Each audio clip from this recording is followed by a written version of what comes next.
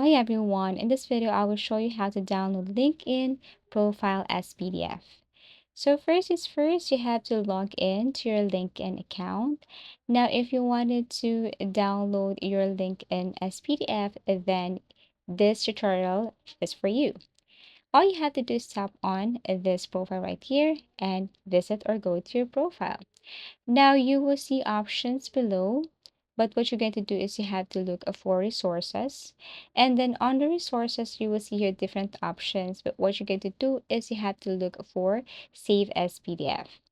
So you can just click this one right here, and then you will see a notification that your PDF is now ready. You can double click or tap this one to see the result, and here it is. Now you can download, save this one, you can attach this to anywhere. And basically, that's it.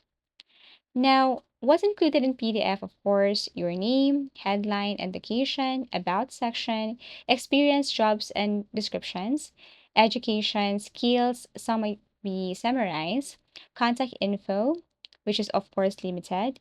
Some recent posts, recommendations, or endorsements may not appear. So basically, that's it. You just have to go to resources and then tap on save as PDF.